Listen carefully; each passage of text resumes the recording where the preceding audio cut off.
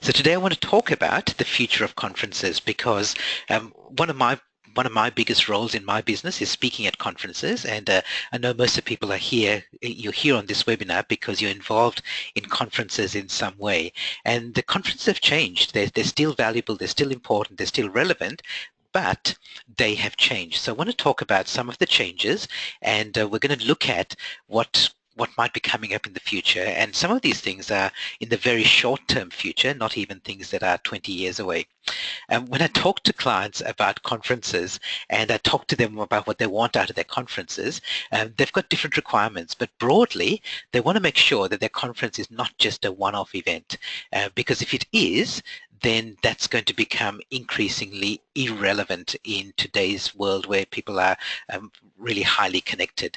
So if you think about the different levels of conferences and the different levels of engagement, you don't want to have conferences which are just bland, or they're just draining, or worse than that, they just get cancelled because there isn't enough interest for people to attend.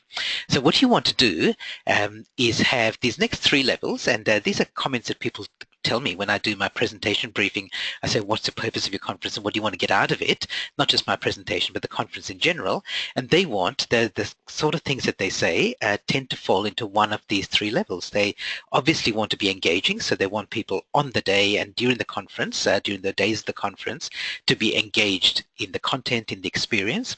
They want conferences to be memorable, so they want people to say that was when they go back to work, they want them to say that was the best conference ever, wasn't that great, didn't we do such a great thing?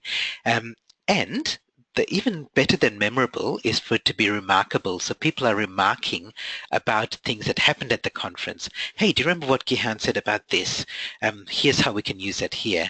Or some experience that people had, they bring back into their workplace or into their business life or into their, even in their personal life. So we're kind of aiming for conferences which are engaging, memorable, and remarkable. The difference is that the way you do that has now changed, and that's what I want to talk about today. So before we get going into my content, I'm going to ask, I'd like to know who's in the room. So I put a poll for you here. So let me launch that poll, and I know there are lots and lots of different roles at a conference, but if I can ask you, please, let me launch the poll now, and classify yourself. If you just vote, this is anonymous. What are you? Are you somebody who's running the conference, as in the client? Is it your company? Is it your association, your group that's running it? Are you a conference organizer, whether it's a professional conference organizer or somebody within an organization that's doing the meeting planning? Are you a speaker or somebody who represents speakers? Are you a sponsor or some other kind of supplier? Or are you other? And if you're other, if you could just please type in the question box, just so I know and I can read out some of the answers. I'll keep them anonymous, but I just want to know what other is, if you're willing to share. Okay, great. Thank you everyone for voting so quickly. We've got more than 80% of the people voting, and generally I use 80% as my cutoff point. So we've got that. So I'm just going to leave it for another 3 seconds. Yeah, great. A couple of people are saying they're attendees. So they're mostly attendees at conferences, which I guess we all are as well, but it may not be your main role. Okay, good. Let me show you what the results are. Okay, so I'm just sharing the results here. So you can see here, okay, great. So there's an interesting mix here. Yeah, so with those top three roles seem to be pretty evenly mixed. So about a third in each one of those. And I know the other two, the top one's a third and the other two are a little bit less than a third, but there's an even mix here. So there's, and everything I'm talking about today applies to everyone involved in a conference, including sponsors and other suppliers, which we don't have any in today's webinar, but it applies to them as well, because we're all involved in creating a great conference experience, and we're all part of the team, whatever role we're playing in the conference. So I'm going to do things in threes here. So there are three broad things I want to cover, and in each one of them, I'm going to talk about three things. So first of all, I want to talk about three trends that are happening in the world that are affecting conferences, but I want to talk about some global trends and demographic trends. Then some possible threats to conferences as they have been run, and then some things that you can do to manage those threats. And I've called them tools, but really they're tools, techniques, opportunities that you can use to to change the way that you run conferences or to improve them, and the way that you speak at conferences, the way that you put them together, the way that you engage your attendees. So we've kind of got 9 things to go through, which is quite a lot, but as you see, some of them we'll go through quite quickly. I do want to engage you in some of the others, so they'll take a little bit longer. I want to start with a quotation. So this is from this American author, Upton Sinclair, and I often share this when I present because a lot of people are a little bit resistant to change, and so a lot of people are a lot resistant to change. And I really love this quotation from Upton Sinclair. He said, it's difficult to get someone to understand something when their salary depends on them not understanding it. And that's one of the challenges that we face with change, that as much as we might want to embrace change, we might not be motivated. So if I can ask you for the moment, for the next 40 minutes, to put aside your skepticism, your thinking about how difficult some of these ideas are to implement, thinking about the things that could go wrong, and be open to the idea, and then pick up all of that at later on at the end of this webinar, because be open-minded, in other words, and then decide what's practical and in what time frame you can implement things. So let's start with this first area. So let's talk about trends, and all the trends I'm talking about are to do with people. Now, some of them are technology-based, but they're really to do with people and how people use technology, because we don't yet have autonomous robots going around controlling our lives. Everything that we're doing is based around people. So I want to talk about how people have changed, and 3 trends that have happened globally are that we are now much more global, we're much more diverse, and we're much better connected. And when I say we, obviously the world, but also the people who attend our conferences. So let's look at those 3 things. The first thing is a shift in the way that our populations have changed in the world. So for most of the last 50 years, our world's population has been dominated, and our world's economy has been, sorry, not population, well, world's economy has been dominated by these 7 countries, which we call the G7. So the USA and Canada, the UK, Italy, France, Germany, and Japan. So that's what we've been used to. And even now, you see a lot of commercial news and media is all about what's happening in those countries. So you see a lot of people arguing about whether Donald Trump or Justin Trudeau or Emmanuel Macron or Angela Merkel has the best handshake. But all of that's going to become irrelevant, because PricewaterhouseCoopers predicts that by 2030, the economic power of the G7 is going to be matched by 7 other countries, which are called the E7, the emerging economies, the emerging markets. So we've got Mexico and Brazil, Turkey and Russia, India, China, and Indonesia. And then if you look ahead another 20 years, when the power of the G7 has faded away, we have another 7 countries, which are called the frontier markets, or the F7, which will also share that economic power. So Peru and Colombia, Nigeria and Morocco, the Philippines, Bangladesh, and Vietnam. And you can see what's happened, that power's shifted from north to south, and from west to east. And this is what our world's going to look like a generation from now. And I think that's really interesting, and it's a big change. It's going to affect all of us, but particularly for us in Australia, we're really well placed to take advantage of this shift, because here we are sitting right on the footstep of this Asian century. And we have one of the best places in the world to live and work. We've got, if you think about anywhere in the world that you could choose to live and work, and what would be desirable, you'd want a place with a democratic government, a reasonably strong economy, and still a good financial system and a stable currency. There's a whole bunch of other things that make Australia really attractive now if we take advantage of some of the changes. And this makes Australia a great events destination. It also means that as a possible threat, that the region is also going to be very popular for events. So some events are going to move away from Australia, and they're going to move into the region. We'll talk about that a little bit later. So that's the first thing, that we've become a lot more global. Then on an individual basis, we have a much bigger mix of generations of people. And in your conference audience, so in a typical meeting audience, there are 3 types of groups. There are 3 generations of people, and they've got different needs and requirements and the expectations about a conference. So the first one are the baby boomers. So they're about, all of these groups are about a third, some of them are a little bit less, and they are the typical conference attendees. They're happy to sit quietly and watch presentations. So they're all about you, whether you is the person on stage, the person presenting, the person delivering keynotes or workshops. It's all about that person, and they're happy to sit. And they're not passive learners, but they're happy to sit and learn from them. The second group, which is my group, which is Gen Xers, it's the biggest group at the moment, but it's changing. The Gen Ys are increasing in numbers, and they're the people who say we. So they want to be active participants, and they want to be involved in workshops. They want to be involved in facilitated discussions.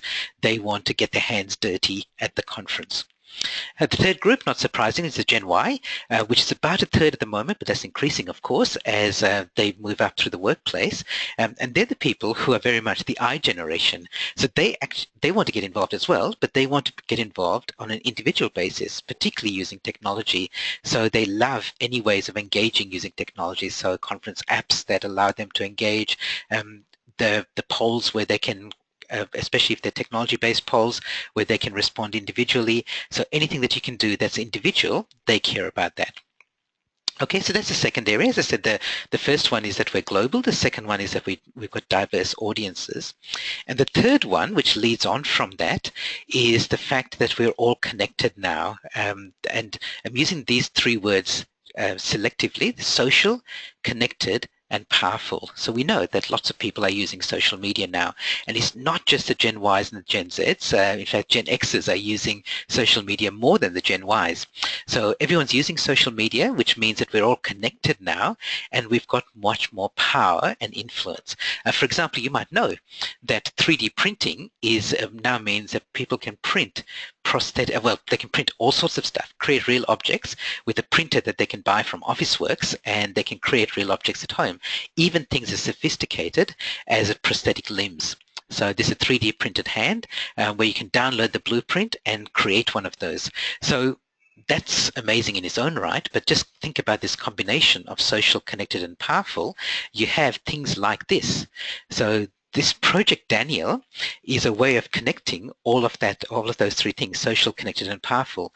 It's like a social media website where people who need prosthetic limbs can go online and advertise what they need, and then somebody else anywhere around the world who's got a 3D printer at home can then print that and ship it to them.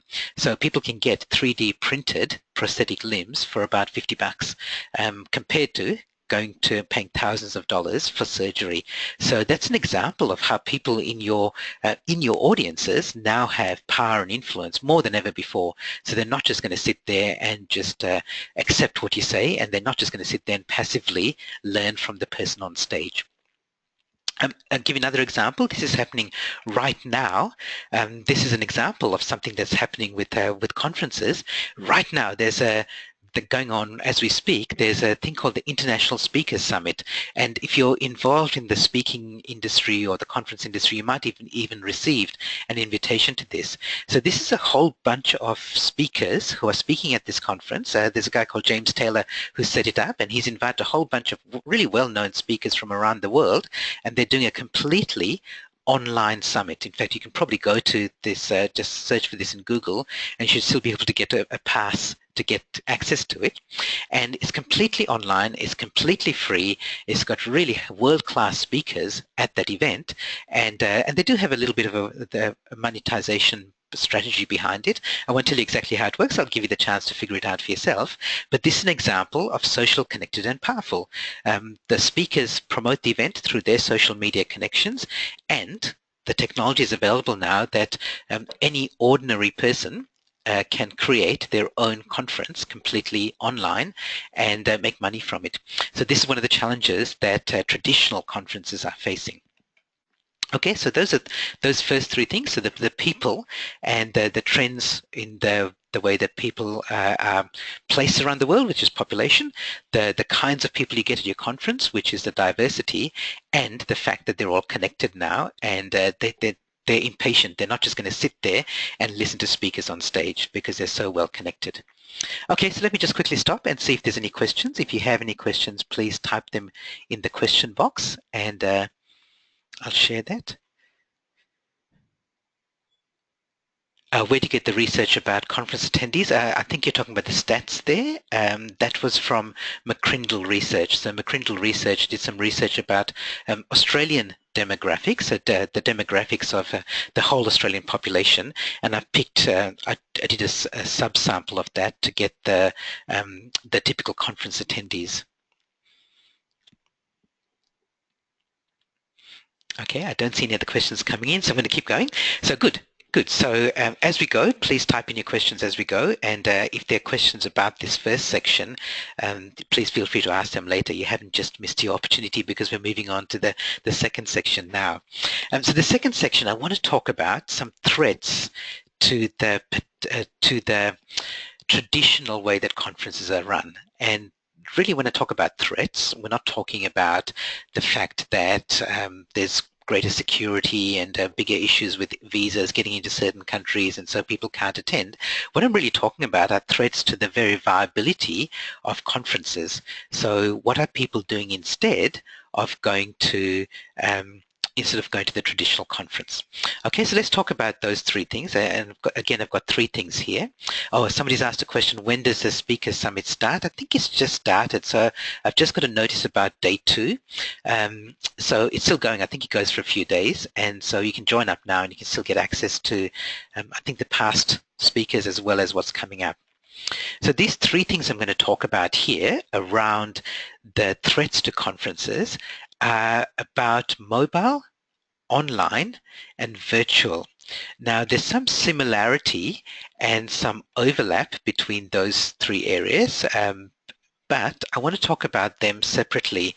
And if you want to think about them, what's the distinction that I'm going to talk about? So mobile is what's already here and what people are using. Online is maybe tomorrow. And obviously something's already happening online, but it's going to go more and more online. And virtual, it's what's coming up in the next 3 to 5 years. So if you think about this timeline-wise, even though they're three very separate things, we're already very highly mobile, we're kind of online, and virtual is just around the corner. So let me show you examples of each of them and what that means. So the first one is this idea of mobile. So people have access to more information on their mobile phone than they've ever had. Your mobile phone is more powerful than the spaceship that took man to the moon. So people are using that now, obviously for a variety of reasons, but one of them is to get education, the sort of thing that in the past they would go to conferences for. Now, obviously they go to conferences for a number of reasons, and it's not just education, but education was a big part of conferences, but now it's available. Some people here would know Dale Beaumont, an Australian entrepreneur, and his team have created this app called Brin. It's a free app that, as you can see here, advertises itself as the world's first artificially intelligent business advisor. And so what Brin does is it has access to a whole bunch of resources from a whole bunch of experts in many, many different areas of business, and you can open up the app and you can type in your question, and the software will try and understand the question and will give you the answer. And the answer might be in the form of a checklist, an article, it might be a video presentation.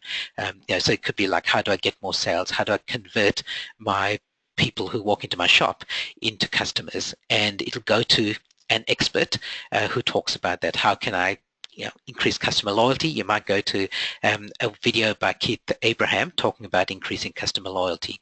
So a lot of this now that we used to get, the education that we used to get at conferences, you can now get on a mobile app. The second thing that's happened is that we've become a lot more online. So it's not just with mobile, but with other areas as well. So it's not just an artificial intelligence app, it's just that online education is available. I remember as a kid when we were first coming to Australia, before we came to Australia, my mum bought us this little book about Australia and made us read everything about Australia, so that we'd know a little bit about the country that we were moving to. And I remember being amazed that there was this thing called the Royal Flying Doctor Service, and there were these kids who lived out in the outback. They had no school anywhere near them, but they could still get an education through the School of the Air. And so, now we call it online learning, virtual learning, e-learning, but we invented it here 100 years ago. So we don't call it online learning anymore. Sorry, we don't call it the School of the Air anymore. We call them MOOCs, or massive open online courses. I'm not going to do a poll here, but when I ask audiences how many people have actually attended and done a MOOC actually as a student, it's a tiny percentage, so maybe 5 to 10% of the people in most typical audiences have actually done a MOOC. I reckon if you're involved in conferences and education in any way, shape or form, you should sign up for a MOOC because you'll get an experience of how online education works. And I reckon if you want to get started, there's a whole bunch of MOOC websites around the world. Probably the best known one is Coursera, but I don't reckon you should start there. I reckon you should start with this one, opentostudy.com. It's got a number of, it's backed, by the way, backed by Australian and New Zealand universities, and it's got a number of courses, short courses, which run for about 6 to 8 weeks, and you can do course in a number of different areas. So I did one recently about innovation.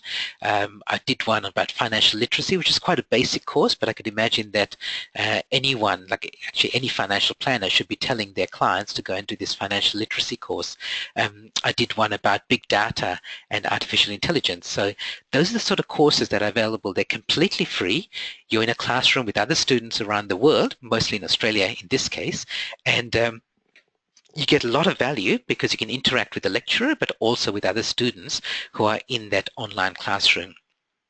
So I reckon you should try that because it's not that that's going to completely replace the conference experience, but some of the learning that people would previously go to a conference for and they'd get in a breakout session or in a workshop or a pre-conference seminar, they can now get through online learning. And more organizations are doing this. So if you're not doing it and you haven't tried it yourself, then I recommend that you try it. So that's one action for you to do at the end of this webinar. Just go and sign up. Just find a course that you're interested in and sign up. So that's online. The next one that's around the corner is this idea of virtual. So at the moment, online learning is a bit like what we're doing right now. So you can do the MOOCs, but you're sitting in front of a computer kind of by yourself. You can't see the other students, just like in this webinar, you've kind of got my disembodied voice and my slides. So I hope you find the slides visually appealing, but you don't get to see me, you don't get to look around and see the other students. But that is coming soon, and that's happening with virtual reality. So a lot of people have tried these virtual reality headsets, and if you haven't, I recommend that you do. It's easy to do. You don't have to go out and spend hundreds of dollars on it. Just look up Google Cardboard, which you can order. So you can make it yourself, but it's easy to just order it for about $10. And it's a little bit of cardboard that you fold 5 ways and then stick your smartphone in it, and it turns your smartphone, either iPhone or Android, into a virtual reality headset. So I tried this virtual reality app at a real estate conference I was speaking at a couple of years ago, where realestate.com was demonstrating that you could do now virtual walkthroughs. If you're looking to buy a property, you don't have to go and do an inspection of the house anymore. You can put on your virtual reality headset and then walk around and see what it looks like. And it's quite realistic. It's quite impressive. And if you haven't tried it, again, an exercise for you to do later is to just get Google Cardboard and try it out, because you'll be amazed at what it can do. There's a whole bunch of free virtual reality apps there as well that you can try out. And again, this is going to affect the way that events run. At the moment, we don't yet have events in virtual reality, but it's not that far away. So let me show you a couple of things that are coming around the corner. So one is the idea that you can create a 3D model of yourself and upload it into a virtual reality scene. So virtual reality is like you're looking into this imaginary world that's been created on a computer, but imagine if you could upload yourself into that as well. So last year I attended a Futures conference in Melbourne, and one of the exhibitors was this guy here, and he does his 3D body scan. So in his studio, he has his 87 cameras. You stand in, you go into the booth and the cameras take a photo of you, and he creates a 3D version of yourself that you can then upload into a virtual reality scene. Now at the exhibition, he didn't have his whole setup, so he only had like 7 or 8 cameras, so he was only doing 3D facial scans. So of course I did it. And so he created for me a 3D model of my face, and he emailed it to me a couple of days later, and I can use my mouse, as you can see here, to move it around. And so you kind of get the face, just the front of the face in this case, because of what he had in his setup. But that was it's possible for me to be able to upload that into a virtual reality scene. So you can imagine in the near future that everybody will be able to attend conferences by putting on this virtual reality headset and then going into a virtual conference room. You can look around and you'll see other people at the conference who are your friends and your colleagues and other people who registered to attend, but they may literally be on the other side of the world, but virtually they're sitting right next to you. The speaker is a virtual speaker. You can go into virtual breakout sessions. So that technology is not here yet, but it's there in little bits, but it's not all connected to create conferences.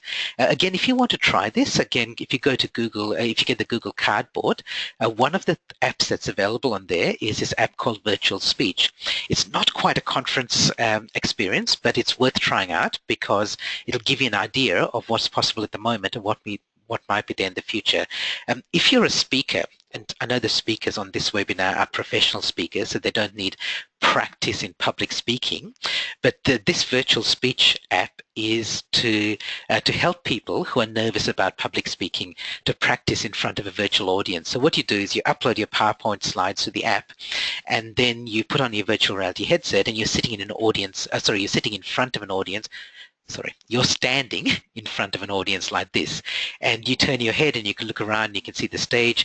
If you turn around behind you, you can see your slides on the screen, and there's this conference audience in front of you, and you can practice speaking to that audience. And it's not a real audience, it's a computer-generated audience, so it's not quite the same as being in a real conference, but for a speaker, it really gives you the idea of what it's like to stand in front of a group.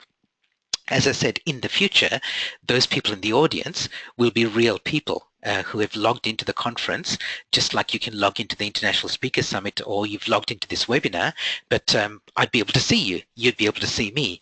We'd be able to see each other, and you'd even be able to talk to each other. You can hand a note to the person sitting next to you, and virtually that will hand it over and the other person will be able to read it. So we haven't quite got that yet, but this will give you a little bit of a preview of what's coming up. Okay, so we've come to the last of those three sessions. So we talked about possible threats to the traditional conference. So we talked about mobile, online, and virtual. So let me just stop and just see if there's any questions about that.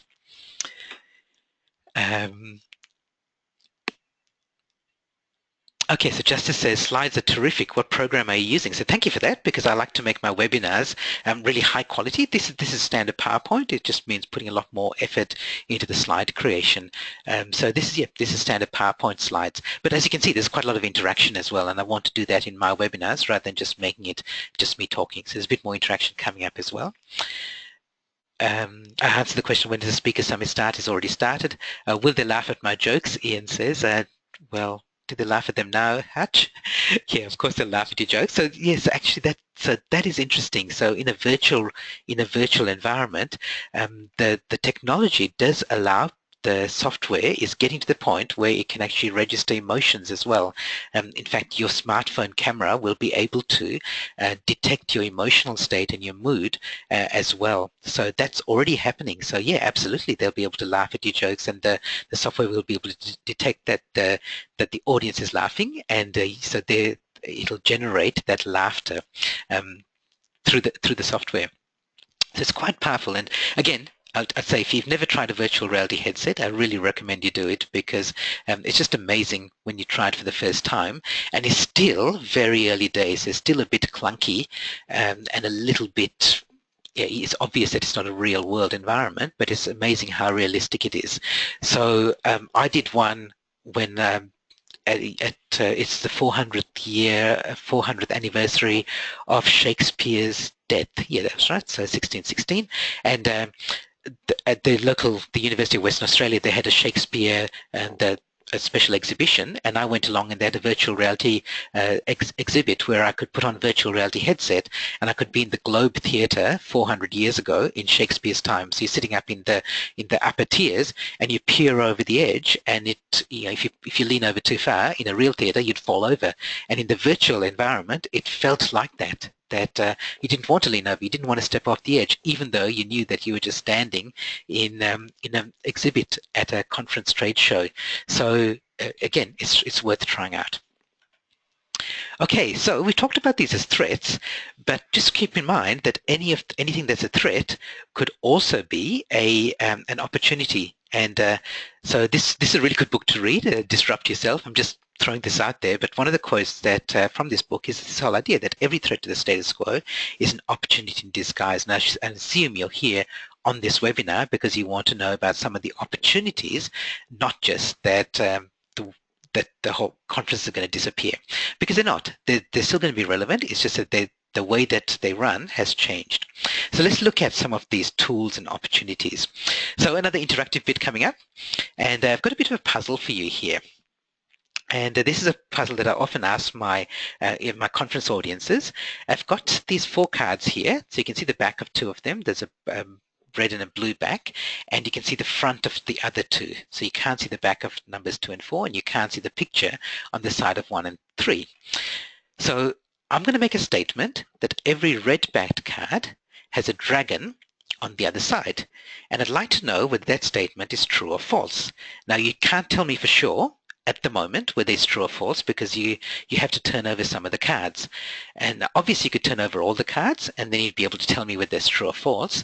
But what I'd like to know is what's the minimum number of cards you need to turn over and what are they? So what cards must you turn over to be able to tell me whether that's true or false? So the way I'd like you to answer this is obviously you can answer this in your own head, but I'd like you to do it in the question box as well. So if you think you need to turn over cards 1, 2, and 3, just type 1, 2, and 3 in the question box. And I want to see whether anyone comes up with the answer. And I'll run it for a couple of minutes. So make sure you write all the cards you need to turn over in the same line because I won't be able to collate them if you put them in 3 separate lines. So if you think it's 1, 2, 3, then type that in. If it's just number 1, type that in. If it's 2 and 4, type that in and so on. Okay, so let's see what's coming in. So a lot of people have said 1. Yeah, so 1 is not the answer. Like 1 alone is not enough. So you need to turn over more than just number 1. I can see a 1, 2, 3, 4. I can see a 2, 4. There's a 1, 2, 4. 1, 3, 4. So I haven't got quite the answer yet. 1, 4, 1, 3, 1, 3. I've got one. Sandy Givens says 1, 2. Okay, so that's the answer. So no more calls, thank you, people. So let me tell you how that works. So as Sandy's quite rightly said, Sandy says, yeah. Okay, so you definitely need to turn over card number 1. Because you need to find out whether there's a dragon on the other side, because if there isn't, then it's false. You don't need to turn over number 3 because it's blue back, so it's irrelevant. You also don't need to turn over number 4 because if it's got a red back, then it actually doesn't give you any more information about every red back card. And if it doesn't have a red back, then it becomes irrelevant as well.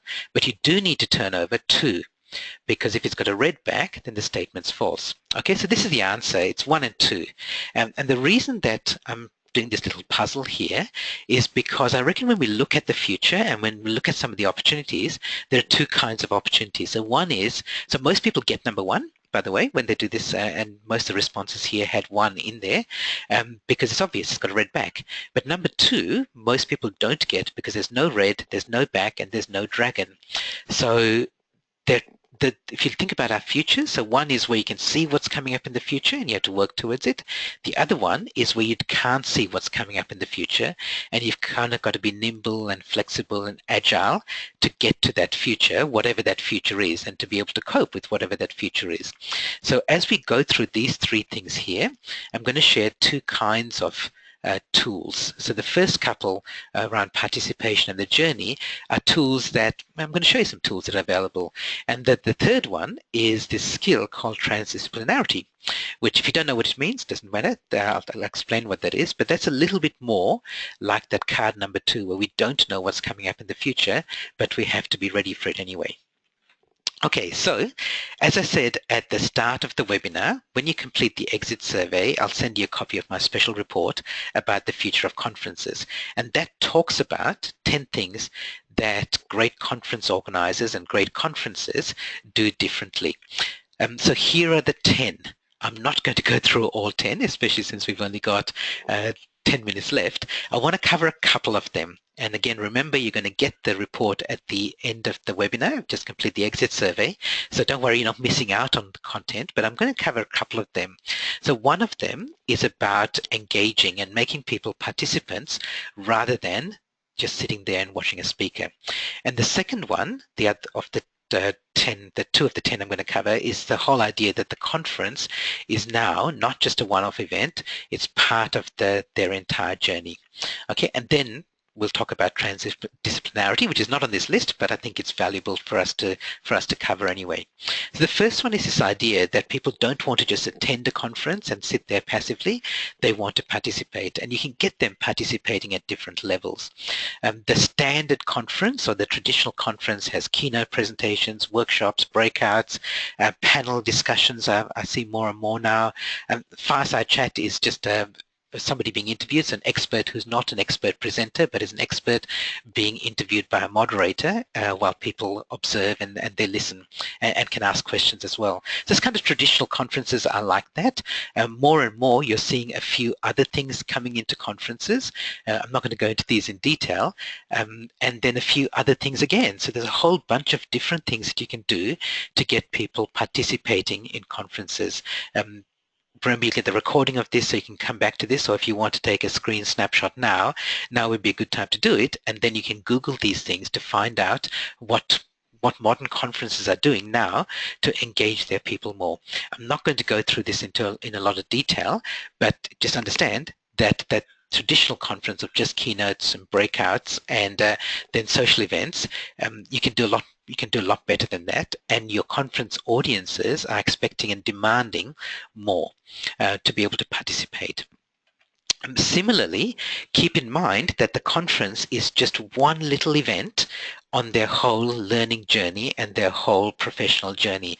So it's not just it's no longer the case that people come to the conference, go back, and they're happy that they had a great event or they had a great time on Hamilton Island. They want more, and the conference clients want more. So whether you're a speaker or a sponsor or an event organizer or the client, you want the people who attend the conference to be on a longer journey. And I'm going to just give you this list again. I'm not going to go through any of these in any detail, but these are the sort of things that conference organizers and speakers even are doing to be able to add value to make sure that people get value from not just the conference, but as part of their longer journey.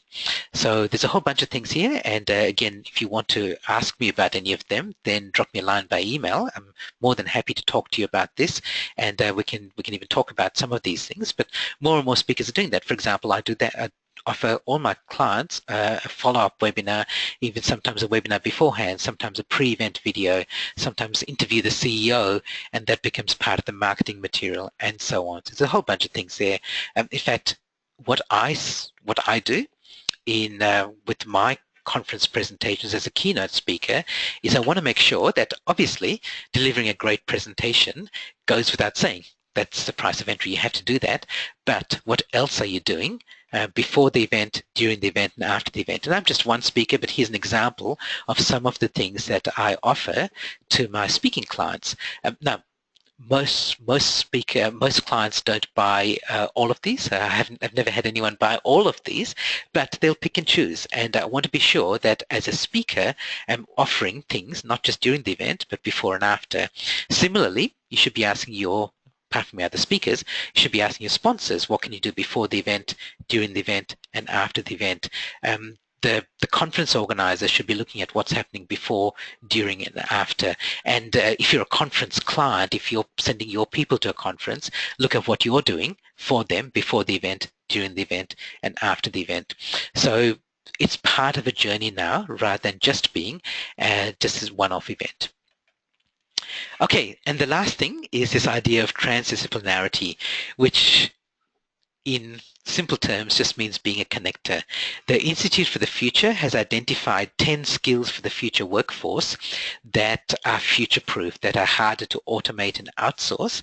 And by the way, I've got an audio program about the future of work, and I'm not trying to promote it here, but one of the skills is a skill of transdisciplinarity, which simply means being able to look at other disciplines and bring in their ideas and see how they can affect yours. So I'll give you a couple of examples, and then I'll show you how that works with conferences. So we've already talked about a couple of them, like virtual reality, but also now more and more people don't want to work from an office anymore. They want to work from internet cafes or from home or from somewhere around the world. So your office or the people in your team aren't necessarily in the same physical office, which means that you can't get them all to go to the same conference at the same time. Here's another little device which is going to be launched in October. It's this little thing that you stick into your ear and it does real-time language translation. So somebody speaks to you in French, you can understand them in English, and vice versa if they've got one of these sticking in their ear as well. And so you can imagine what that means for international conferences and for multilingual conferences. So they were looking for $75,000. When I took the screenshot, the snapshot, it was almost $2 million. And if you look at their website now, they've raised about $4.5 million for this device. So yeah, it's a product that's going to sell, and it's a product that's going to transform the way that we communicate internationally and across different cultures and languages. So what does this transdisciplinarity mean? Well, it means looking at some of these technologies, so some of the things I talked about, and some of the things that you come across, and looking at how they affect conferences. So as I said, we've got people working from home, so they don't want to or they can't attend a conference in person. So are you offering some sort of streaming or some sort of virtual access to your conferences? Are you going to think about the future where we're going to have people uploading their virtual selves into the conference? Are we going to have people on their smartwatches or their phones at the conference getting access to more than just the program online and the Twitter feed and just having a look at the speakers and polls, because the technology now allows it to be much smarter than that. So for example, when you walk into a breakout room, the app knows that you're in that room and can deliver information that's relevant to that specific session at that specific time. Are you going to have this multilingual ability so that we'll have much more international attendance at conferences and maybe even much more scope for international speakers? And then we have, Richard Branson reckons that when we have commercial space flight, which becomes realistic and commonplace, you'll be able to travel anywhere around the world in 90 minutes, in an hour and a half.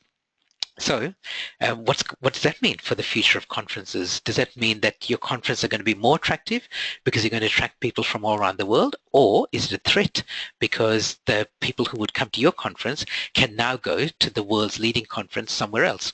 So does that mean that you have to become the world's leading conference? So these are some of the questions and some of the opportunities that are available to conference organizers. So as I said, some of these things are here already. Some of them are just around the corner. But either way, I think if you're involved in conferences as a speaker, a sponsor, an organizer, a client, then these are sort of things to think about. So what are some of the tools that are available right now and that are available and that are coming around the corner? Okay, so we talked about these three things. We talked about 3 trends, 3 threats to the traditional conference model, and 3 tools or techniques to get more value from your conference. So just to finish off with, I want to ask you a question. And the question is this: so is this a heap of sand that you see in front of you? So assume that's sand. So is it a heap of sand? Well, the answer is yes, it is a heap of sand. It looks like a heap of sand.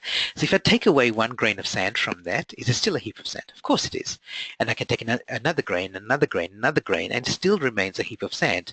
Now, eventually, when there's a few scattered grains left, you'd say, no, that's not a heap anymore. But at what point did it stop becoming a heap? Well, there's no definite place where you can say taking this grain of sand away made it not a heap, and previously it was. And I reckon when you're thinking about the future and disruption, this is what happens with many businesses and many industries, especially if you're established as a speaker, as a conference organizer, as an organization that's hosting a conference, that you've built up this heap of sand. There's lots and lots of benefits, and there's lots of things that you've built up over experience and with your expertise.